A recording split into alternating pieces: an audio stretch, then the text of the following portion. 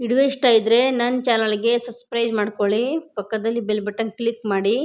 Video end ತನಕ watch ಮಾಡಿ. Video ಇಷ್ಟ ಇದ್ದರೆ ಲೈಕ್ ಮಾಡಿ, ಶೇರ್ ಮಾಡಿ. ಹಾಯ್ ಫ್ರೆಂಡ್ಸ್, ಎಲ್ಲರಿಗೂ ನಮಸ್ಕಾರ. Welcome back to my channel. ಇವತ್ತು ನಾನು ಹಳ್ಳಿ ಪದ್ಧತಿಯಲ್ಲಿ ಮೀನು ಸಾಂಬಾರು ಹೇಗೆ ಮಾಡೋದು ಅಂತ ಹೇಳ್ಕೊಡ್ತಾ ಇದ್ದೀನಿ.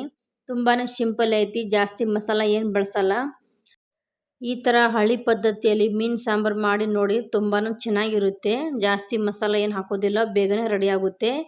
ಹಾಗಾದರೆ ಬನ್ನಿ ಹಳ್ಳಿ ಪದ್ಧತಿಯಲ್ಲಿ ಮೀನು ಸಾಂಬಾರು ಹೇಗೆ ಮಾಡೋದು ಅಂತ ನೋಡ್ಕೊಳ್ಳೋಣ. ಇಲ್ಲಿ ನೋಡಿ, ಮೀನು ಕ್ಲೀನಾಗಿ ತೊಳ್ಕೊಂಡಿನಿ. ಒಂದು ದೊಡ್ಡದು ಮೀನು ಇತ್ತಿದು. ಇಲ್ಲಿ ನಾನು 3-4 ಟೊಮಾಟೊ ತುರಿದ್ಬಿಟ್ಟು ಇಟ್ಟಿದ್ದೀನಿ. ಟೊಮಾಟೊ ಹಾಕಿದ್ರೆ ಸ್ವಲ್ಪ ಸಾಂಬಾರು ಗಟ್ಟಿ ಬರುತ್ತೆ, ಅದಕ್ಕೆ ಟೊಮಾಟೊ ಹಾಕ್ತೀನಿ. ಇಲ್ಲಿ ಉಪ್ಪು ಸ್ವಲ್ಪ ತೊಗೊಂಡಿನಿ. ಇಲ್ಲಿ ಮಸಾಲ ಖಾರ ಪುಡಿ ಐತಿ, ಎಲ್ಲ ಮಸಾಲೆ ಇರುತ್ತೆ ಖಾರ ಪುಡಿ ಒಳಗೆ. ಇಲ್ಲಿ ಅರಿಶಿನ ಪುಡಿ ಐತಿ, ಇಲ್ಲಿ ಸ್ವಲ್ಪ ಹುಣಸೆಹಣ್ಣು ಐತಿ. ಜಾಸ್ತಿ ಮಸಾಲೆ ಏನು ಹಾಕಲ್ಲ, ಅಷ್ಟೇ ಹಾಕೋದು ಮಾಡ್ತೀನಿ. ಅದ್ರ ಖಾರ ಪುಡಿನಾಗ ಎಲ್ಲ ಮಸಾಲೆ ಇರುತ್ತೆ, ಉಳಿಕಿದ ಮಸಾಲೆ ಏನು ಹಾಕಲ್ಲ. ಇವಾಗ ನೋಡಿ, ಇಲ್ಲಿ ಕಡಾಯಿ ಇಟ್ಟಿದ್ದೀನಿ, ಗ್ಯಾಸ್ ಆನ್ ಮಾಡಿದ್ದೀನಿ. ಕಡಾಯಿ ಬಿಸಿ ಆಗಿದ್ರೆ ಎಣ್ಣೆ ಹಾಕೋತೀನಿ. ಕಡಾಯಿ ಬಿಸಿ ಆಗೈತಿ, ಇವಾಗ ಎಣ್ಣೆ ಹಾಕ್ತಾ ಇದ್ದೀನಿ. ಎಣ್ಣೆ ಹಾಕಿದ್ದೀನಿ. ಎಣ್ಣೆ ಬಿಸಿ ಆಗಿದ್ರೆ ಟೊಮಾಟೊ ತುರಿದಿಟ್ಟಿದ್ದೆಲ್ಲ ಟೊಮಾಟೊ ಹಾಕೋತೀನಿ. ಟೊಮಾಟೊ ಸ್ವಲ್ಪ ಎಣ್ಣೆಯಲ್ಲಿ ಫ್ರೈ ಮಾಡಬೇಕು, ಆಮೇಲೆ ಖಾರ ಪುಡಿ ಅದು ಹಾಕೋತೀನಿ.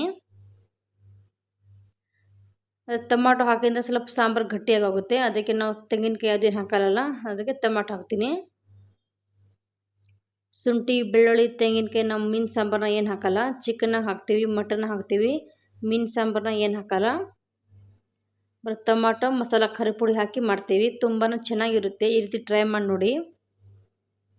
ಇವಾಗ ನೋಡಿ, ಖಾರ ಪುಡಿ ತೊಗೊಂಡಿದ್ದೆಲ್ಲ, ಅರಿಶಿನ ಪುಡಿ, ಸ್ವಲ್ಪ ಉಪ್ಪು ತೊಗೊಂಡಿದ್ದೆ, ಅದೆಲ್ಲ ಹಾಕಿದ್ದೀನಿ. ಹಾಕ್ಬಿಟ್ಟು ಟೊಮಾಟೊ ಎಣ್ಣೆದಾಗ ಚೆನ್ನಾಗಿ ಫ್ರೈ ಮಾಡ್ತೀನಿ. ನಾವು ಯಾವಾಗಲೂ ಮೀನು ಸಾರು ಇದೇ ಥರ ಮಾಡ್ತೀವಿ. ನೀವು ಯಾವ ಥರ ಮಾಡ್ತೀನಿ ಅಂತ ಕಮೆಂಟ್ ಮಾಡಿ ತಿಳಿಸಿ. ಇವಾಗ ನೋಡಿ, ಖಾರ ಪುಡಿ ಎಲ್ಲ ಹಾಕಿದ್ದೆಲ್ಲ ಚೆನ್ನಾಗಿ ಫ್ರೈ ಮಾಡಿದ್ದೀನಿ. ಚೆನ್ನಾಗಿ ಫ್ರೈ ಆಗಬೇಕು, ಎಣ್ಣೆ ಬಿಟ್ಟೈತಿ. ಇವಾಗ ಮೀನು ಹಾಕೋತೀನಿ. ಮೀನು ಚೆನ್ನಾಗಿ 3-4 ಸಲ ನೀರು ಹಾಕಿ ತೊಳೆದೀನಿ. ಫಸ್ಟ್ ತಲೆ ಹಾಕೋತೀನಿ, ದೊಡ್ಡದೈತಿ. ಎಲ್ಲ ಮೀನು ಹಾಕಿ ಚೆನ್ನಾಗಿ ಮಿಕ್ಸ್ ಮಾಡ್ತೀನಿ. ಈ ಥರ ಮೀನು ಸಾಂಬಾರು ಜೋಳ ರೊಟ್ಟಿ ಇರಬೇಕು, ಚೆನ್ನಾಗಿರುತ್ತೆ. ನಾನು ಯಾವಾಗಲೂ ಮೀನು ಸಾಂಬಾರು ಮಾಡಿದ್ರೆ ಜೋಳ ರೊಟ್ಟಿನೇ ಮಾಡ್ತೀವಿ. ಇವಾಗ ಚೆನ್ನಾಗಿ ಮಿಕ್ಸ್ ಮಾಡ್ತಾ ಇದ್ದೀನಿ.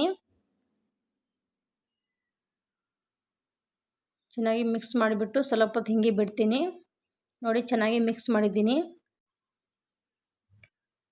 ಸ್ವಲ್ಪ ಹೊತ್ತು ಹೀಗೆ ಬಿಡ್ತೀನಿ. ಒಂದು 5 ನಿಮಿಷ ಬಿಟ್ಟರೆ ಎಣ್ಣೆ ಬಿಡುತ್ತನ, ಆಮೇಲೆ ನೀರು ಹಾಕೋತೀನಿ. ನೋಡಿ, ಎಣ್ಣೆ ಬಿಟ್ಟೈತಿ. ಇವಾಗ ನೀರು ಹಾಕೋತೀನಿ. ಜಾಸ್ತಿ ಏನು ಮಿಕ್ಸ್ ಮಾಡಲ್ಲ, ಅಷ್ಟೇ ಸಾಕು, ಜಾಸ್ತಿ ಮಿಕ್ಸ್ ಮಾಡಬಾರ್ದು. ಇಲ್ಲಿ ನೋಡಿ, ಹುಣಸೆಹಣ್ಣು ನೀರು ಹಾಕಿ ಇಟ್ಟಿದ್ದೀನಿ, ಕ್ಲೀನಾಗಿ ತೊಳ್ಕೊಂಡಿನಿ. ತೊಳೆದ್ಬಿಟ್ಟು ನೀರು ಹಾಕಿ ಇಟ್ಟಿದ್ದೀನಿ. ಇವಾಗ ನೋಡಿ, ನೀರು ಹಾಕೋತೀನಿ ಸಾಂಬಾರಲ್ಲಿ.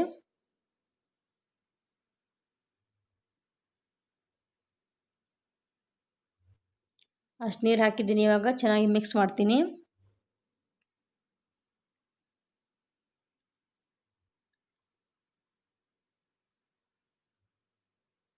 ಮಿಕ್ಸ್ ಮಾಡಿದ್ದೀನಿ. ಇನ್ನು ಒಂಚೂರು ನೀರು ಹಾಕೋತೀನಿ.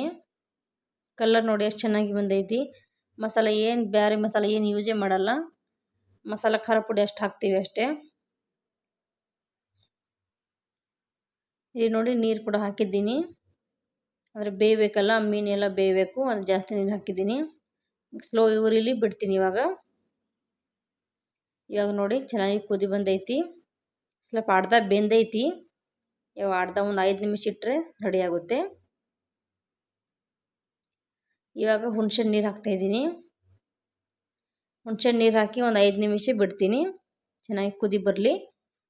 ಆಮೇಲೆ ಗ್ಯಾಸ್ ಆಫ್ ಮಾಡ್ತೀನಿ. ಎಷ್ಟು ಚೆನ್ನಾಗಿ ಬಂದೈತೆ ನೋಡಿ ಸಾಂಬಾರು. ನೋಡಿ, ಸಾಂಬಾರು ಕೂಡ ರೆಡಿ ಆಗೈತಿ, ಕುದಿ ಬಂದೈತಿ. ಇವಾಗ ಅಜ್ವಾइन ಹಾಕ್ತಾಯಿದ್ದೀನಿ. ಇಲ್ಲಿ ಓಂಕಾಳು ಅಂತಾರೆ, ನಾವು ಅಜ್ವಾइन ಹೇಳ್ತೀವಿ. ಇದು ಅದು ಹಾಕ್ತಾಯಿದ್ದೀನಿ. ಮೀನು ಸಾಂಬಾರನ್ನ ಯಾವಾಗಲೂ ಅಜ್ವಾइन ಹಾಕ್ತೀವಿ ನಾವು. ಇವಾಗ ಅಜ್ವಾइन ಹಾಕಿದ್ದೀನಿ. ಇವಾಗ ಗ್ಯಾಸ್ ಆಫ್ ಮಾಡ್ತೀನಿ. ಗ್ಯಾಸ್ ಆಫ್ ಮಾಡಿದ್ದೀನಿ. ನೋಡಿ, ಮೀನು ಸಾಂಬಾರು ರೆಡಿ ಆಗೈತಿ. ಕಲರ್ ನೋಡಿ ಎಷ್ಟು ಚೆನ್ನಾಗಿ ಬಂದೈತಿ. ಅಷ್ಟು ನೀರೂ ಇಲ್ಲ ಅಷ್ಟು ಗಟ್ಟಿನೂ ಇಲ್ಲ, ಮೀಡಿಯಮ್ ಆಗಿ ಸಾಂಬಾರು ರೆಡಿ ಆಗೈತಿ. ಇದೇ ಥರ ಮೀನು ಸಾಂಬಾರು ಟ್ರೈ ಮಾಡಿ ನೋಡಿ, ಖಂಡಿತ ಇಷ್ಟ ಆಗುತ್ತೆ. ಓಕೆ ಫ್ರೆಂಡ್ಸ್, ಈ ವಿಡಿಯೋ ಎಲ್ಲೇನು ಮಾಡ್ತೀನಿ, ಹೊಸಬ್ರು ಯಾರು ನೋಡ್ತಾ ಇದ್ದೀರಾ ನನ್ನ ಚಾನಲ್ಗೆ ಸಬ್ಸ್ಕ್ರೈಬ್ ಮಾಡ್ಕೊಳ್ಳಿ. ವಿಡಿಯೋ ಇಷ್ಟ ಇದ್ದರೆ ಲೈಕ್ ಮಾಡಿ, ಶೇರ್ ಮಾಡಿ. ಓಕೆ ಫ್ರೆಂಡ್ಸ್, ಎಲ್ಲರಿಗೂ ಬಾಯ್.